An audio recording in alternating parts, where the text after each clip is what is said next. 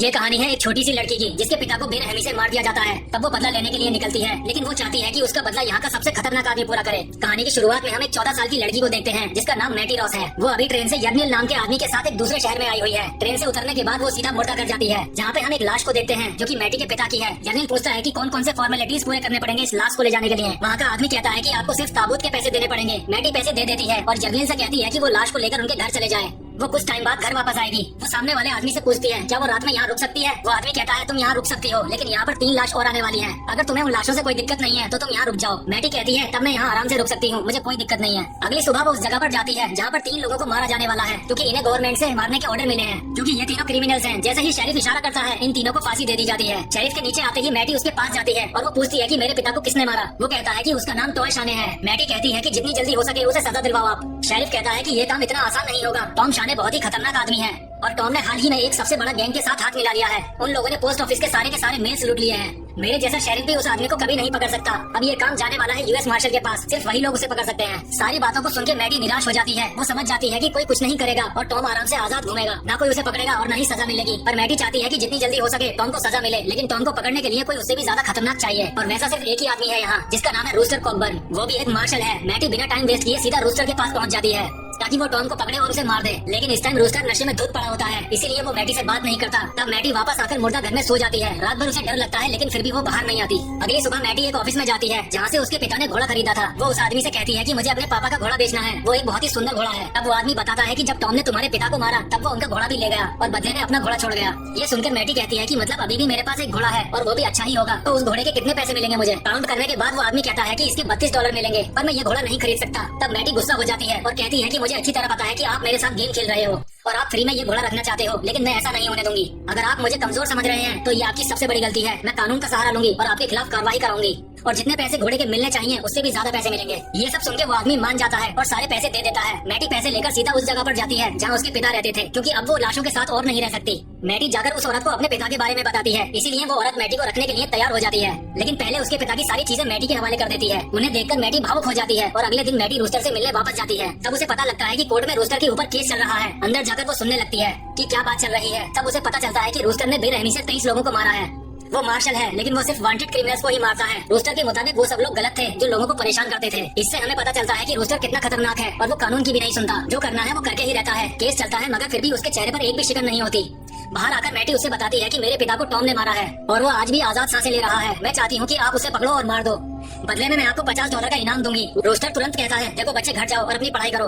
किसी को मारना बदला लेना ये बड़े शब्द हैं जो तुम्हारे मुंह से अच्छे नहीं लगते। इतना कहकर वो चला जाता है। मैटी समझ जाती है कि उसकी एज कम है और उसे कोई सीरियसली नहीं लेगा। वो घर जाकर सो जाती है और सोचती रहती है कि वो रोस्टर को इस काम के लिए कैसे मनाए। रात भर वो इसी बारे में सोचती रहती है और अब सुबह हो जाती है और एक आदमी उसके सामने बैठा होता है जो एक टेक्सास रेंजर है जिसका नाम लाबेओफ है। वो अपने बारे में बताता है कि टॉम ने टेक्सास में एक आदमी को मारा था और तब से सारे लोग उसके पीछे पड़े हैं और टॉम को पकड़ने के लिए वो यहाँ आया है। वो मैटी से कहता है कि मुझे पता है कि तुम भी टॉम को मारना चाहती हो और किसी को ढूंढ रही हो जो टॉम को मार सके। मैं तुम्हारे लिए ये काम कर दूंगा, लेकिन मैटी कहती है कि ये काम सिर्फ रूस्टर को ही दूंगी, मैं किसी और को नहीं। लाबूफ यहाँ से चला जाता है। अब मैटी उस आदमी के पास जाती है जहाँ से उसे पैसे लेने थे। वो आदमी बार बार भूलता रहता है क्योंकि वो $320 देना नहीं चाहता, लेकिन उसे देने पड़ते हैं क्योंकि उसे लीगल केस का डर होता है। पैसे मिलते ही मैटी एक सस्ता सा घोड़ा खरीदती है और रूस्टर के पास जाती है, लेकिन वो अभी भी नशे में है। रूस्टर मैटी से कहता है तुम क्या चाहती हो। मैटी कहती है मैं चाहती हूँ कि आप टॉम को मारो, क्योंकि सिर्फ आप ही ये काम कर सकते हो। थोड़ी देर सोचने के बाद रूस्टर मान जाता है क्योंकि उसे पैसे की जरूरत है। वो कहता है कि मैं ये काम कर दूंगा, लेकिन मुझे $50 चाहिए। मैटी गुस्सा हो जाती है और कहती है ये तो 2 गुना पैसे हैं और आप सिर्फ इसलिए मांग रहे हैं क्योंकि मैं छोटी बच्ची हूँ इसलिए। रूस्टर कहता है ड्रामा मत करो, अगर किसी और से कम पैसों में काम हो रहा है तो उससे करवा लो। अब मैटी रूस्टर की बात मान जाती है, लेकिन अपनी भी एक शर्त रखती है। मैटी कहती है कि जब उसे मारने जाओ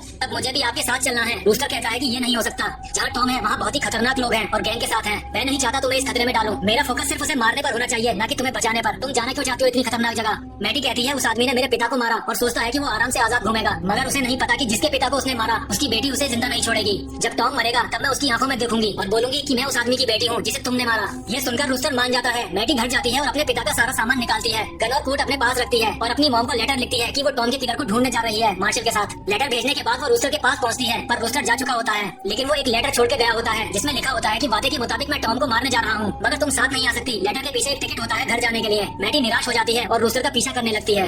वो रूस्टर को रिवर के पास देख लेती है। रूस्टर कहता है तुम यहाँ क्या कर रही हो, वापस जाओ यहाँ से। मैटी नहीं मानती और घोड़े को पानी में कूदा देती है और नदी के पार चली जाती है। वहाँ देखते हैं कि लाबेओफ भी वहाँ होता है।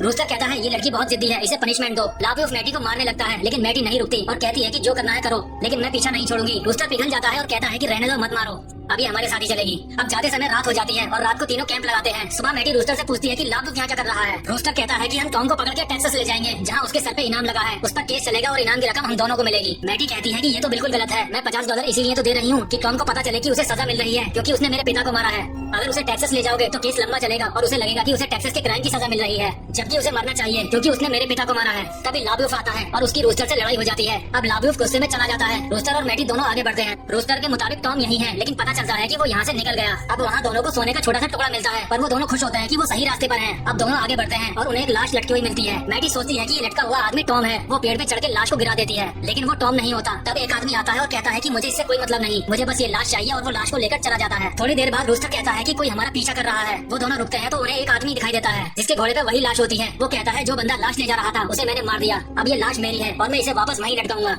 रूस्टर से पूछता है यहाँ आसपास कोई रहने की जगह मिलेगी। वो कहता है हाँ, यहाँ ग्रेजर नाम का एक आदमी रहता है, तुम वहाँ जा सकते हो, लेकिन वहाँ खतरनाक लोग आते जाते रहते हैं। रूस्टर और मैटी वहाँ पहुँचते हैं और रूस्टर देखता है कि चिमनी से धुआं उठ रहा है, मतलब अंदर कुछ लोग हैं और सीधा अंदर जाना गलत हो सकता है। रूस्टर मैटी को बोलता है और कहता है कि तुम ऊपर चढ़ जाओ और मेरा कोट चिमनी पर रख देना जब मैं सिग्नल दूं। मैटी ऊपर जाती है। रूस्टर चिल्लाता है हम रात में यहाँ रुकना चाहते हैं, सब लोग बाहर आ जाओ। कोई जवाब नहीं देता। सिग्नल मिलते ही मैटी चिमनी ब्लॉक कर देती है और अंदर धुआं भर जाता है। अब अंदर वाले लोग फायरिंग शुरू कर देते हैं। रूस्टर भी गोली चलाने लगता है। अंदर 2 लोग होते हैं जिसमें से एक का नाम मून है। फायरिंग की वजह से मून घायल हो जाता है और फायरिंग रुक जाती है। रूस्टर अंदर जाकर पूछता है टॉम कहाँ मिलेगा, लेकिन वो नहीं बताते। रूस्टर कहता है तुम्हारे पैर में गोली लगी है, अगर ट्रीटमेंट नहीं हुआ तो कल डॉक्टर तुम्हारा पैर काट देगा और ट्रीटमेंट सिर्फ मैं कर सकता हूँ। तब मून बताता है कि टॉम कहाँ है और ये भी कि और भी लोग यहाँ आने वाले हैं, मगर उसका साथी उसकी उंगलियां काट देता है और बाद में गला भी काट देता है। रूस्टर मून के दोस्त को मार देता है और मून मरते मरते बताता है कि यहाँ कितने लोग आने वाले हैं और कब आएंगे, और उनके लीडर का नाम नेड है। वो लोग ऊपर जाके वेट करते हैं। तभी लाबूफ आता है और दोनों बात करें उससे पहले ही नेड आ जाता है और लाबूफ पर हमला कर देता है और घोड़े से बांधकर घसीटना शुरू कर देता है। अब लाबूफ को बचाने के लिए रूस्टर फायरिंग करता है और सबको मार देता है, लेकिन नेड जिंदा बच जाता है और वहाँ से भाग जाता है। अब सुबह होते ही तीनों टॉम की तलाश में निकल पड़ते हैं। कुछ दिनों बाद कैंप के टाइम पे फिर से रूस्टर और लाबूफ के बीच लड़ाई हो जाती है। दोनों गुस्से में होते हैं और लाबूफ चला जाता है। मैटी उसे रोकने की काफी कोशिश करती है पर वो नहीं रुकता।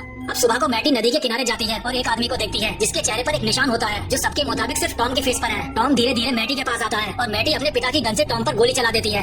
टॉम के एक गोली लग जाती है पर टॉम नहीं रुकता और मैटी को पकड़ के ले जाने लगता है। गोली की आवाज रूस्टर सुन लेता है और फायरिंग करता है, लेकिन टॉम मैटी को काफी दूर ले जा चुका होता है। नेड भी वहीं होता है और वो मैटी को जमीन पर फेंक देता है और चिल्लाता है। रूस्टर से कहता है कि अगर एक गोली और चलाई तो मैं मैटी को मार दूंगा। तभी रूस्टर रुक जाता है। अब वो लोग मैटी को अपने साथ ले जाने लगते हैं। नेड मैटी से पूछता है एक छोटी सी लड़की यहाँ क्या कर रही है एक मार्शल के साथ। मैटी बताती है कि टॉम ने उसके पिता को मारा है और वो यहाँ बदला लेने आई है। नेड टॉम से कहता है कि हम यहाँ ज्यादा लोग हैं और घोड़े कम हैं, हमें एक और घोड़ा चाहिए। नेड कहता है तुम यहीं रुको लड़की के साथ, हम घोड़ा लेने जाते हैं, अगर इस लड़की को कुछ हुआ तो मैं तुम्हें एक पैसा नहीं दूंगा। अब वो लोग यहाँ से चले जाते हैं। उनके जाते ही टॉम मैटी पर हमला कर देता है और चाकू उसके गले पे रख देता है। इससे पहले लाबूफ आकर टॉम के सर पे जोर से मारता है और टॉम बेहोश हो जाता है। लाबूफ नीचे देखता है कि रूस्टर ने नेड और उसके गैंग को रोक के रखा है। अच्छी खासी फाइट होती है और रूस्टर अकेला 3 लोगों को मार देता है, पर नेड खतरनाक है। नेड रूस्टर के गोली मार देता है। अब नेड रूस्टर को मारने जाता है पर लाबूफ दूर से ही एक परफेक्ट शॉट मारता है और नेड को खत्म कर देता है। तब टॉम को होश आ जाता है और वो लाबूफ के सर पे पत्थर से हमला करता है। तब मैटी गन उठाकर टॉम के सीने में गोली मार देती है और टॉम वहीं मर जाता है और गन के झटके से मैटी पीछे खाई में गिर जाती है जहाँ बहुत सारे जहरीले सांप होते हैं।